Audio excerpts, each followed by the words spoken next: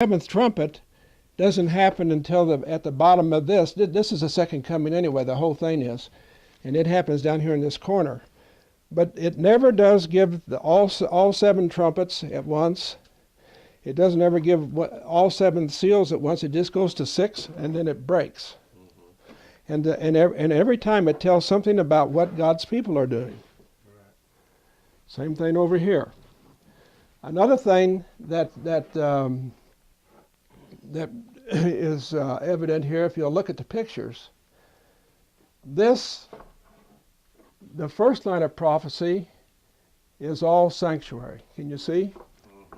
Here he is. Here's our Redeemer amongst the seven candlesticks, and those represent what? Church history. The seven churches down through church history. Okay.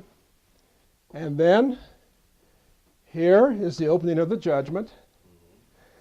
And so we see that how he is working out in heaven the things that need to be worked out to get us out of this world, isn't it?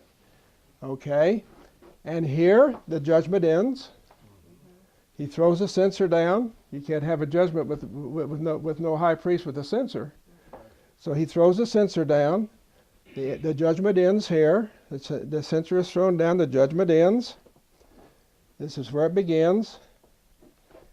And then he measures the church to make sure that it's all in order for him to come. So on this side, this is the way the Messiah works out our salvation in the courts of heaven.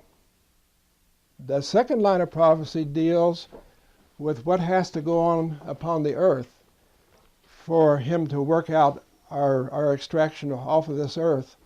And this side is all symbolic. Mm-hmm.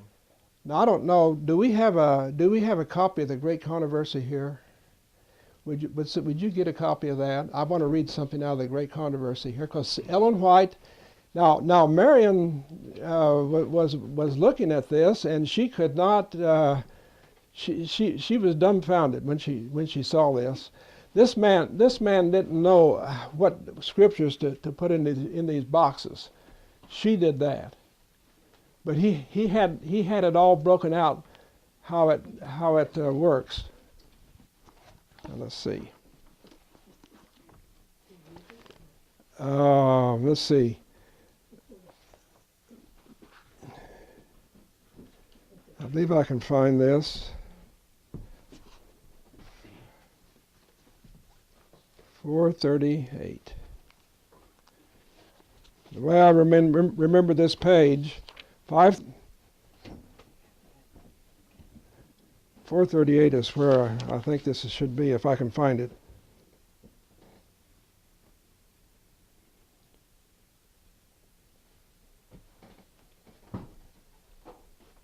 That beginning at Revelation 12,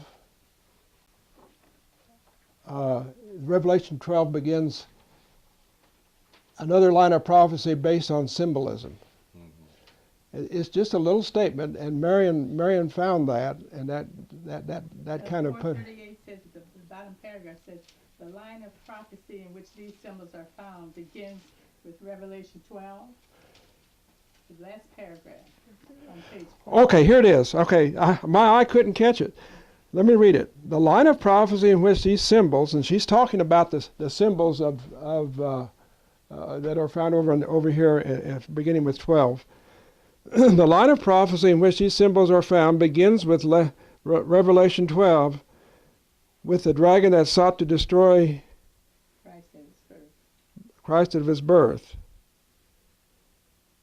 Okay, so when she says that, she's saying, when you analyze that, she's saying Revelation 12 begins another line of prophecy. Mm-hmm. So that there are two separate lines of prophecy in Revelation. Now, until you see that, this book's an enigma. It seems to jump all around. And when this book is analyzed,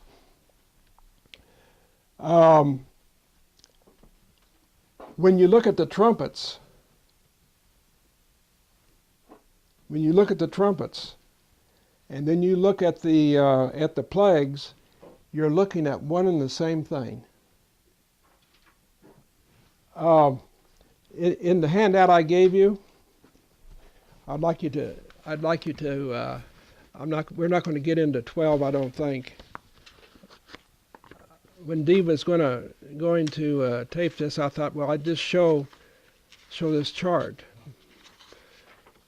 Let's see. You should have I think you have she has a chart that shows that the trumpets are the cause and the plagues are the terrible effect on the wicked. You're looking at the same thing. The trumpets tell what happens to cause the problem, and the plagues tell the terrible it's cause and effect. Mm-hmm. Cause and effect. Isn't that something? Cause and effect. So do you have the same? They're talking about the same thing, different aspects of the same thing. And is that But you see, when you don't know that, it looks like, I've heard people say. My mother used to tell me, I tell others whenever I was growing up, "Oh, Revelation, that's that closed book." You ever hear that? You ever hear that? Revelation is that closed book, the one that nobody can understand. You see. the seals? Is there anything? Could that be the cause, and what would be the effect of the seals? Oh, the seals bridge through the whole thing. Oh, that's The seals don't have their mirror image over in the second line of prophecy. No, but the plague, the trumpets and the plagues do. They do. Okay. Now let me think here. Let's just one thing about the book of Revelation. The timelines are over in the book of Daniel. Yeah. The Daniel and the Revelation work together. Let's just turn to the book of Daniel for a minute, if you got your Bibles there.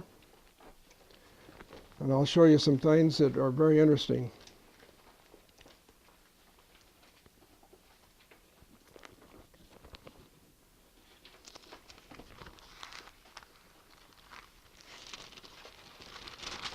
We'll go to chapter 7. Revelation is a book that is explaining the book of Daniel. The book of Daniel is a prophecy that was sealed. And if we'll go let's just go to the beginning of chapter 12. chapter 12. Yeah, I'm just going to show a few relationships here. Maybe if I can do that. We'll start with verse 4. Really, chapter 11 should go down to verse 4. Because here Daniel said, "But thou, Daniel, shut up the words and seal the book, even to the time of the end. Many shall run to and fro, and knowledge shall be increased." And the knowledge is not the knowledge about how to make jet airplanes and all that. It's the knowledge of the Scriptures Right. that will be increased.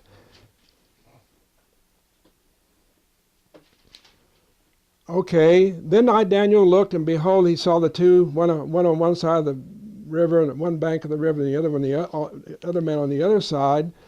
And then he saw the man clothed in linen, which was upon the waters of the river. And who walks on the water? Okay, we know who that is. That's the Messiah. And I heard the man clothed in linen, which is verse 7, which was upon the waters of the river, when he held up his right hand and his left hand unto heaven, and sware by him that liveth forever, and that it should be for a time, times and a half.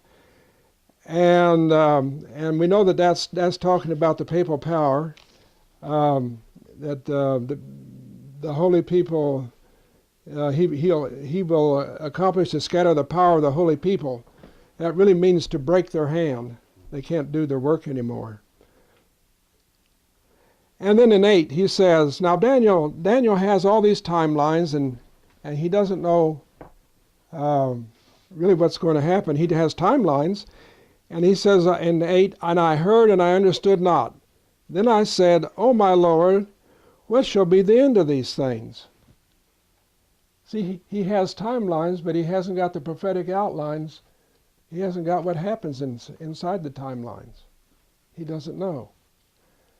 He says, what's going to be the end of these things? And he said, that this is a man clothed in linen, go thy way, Daniel, for the words are closed up and sealed till when?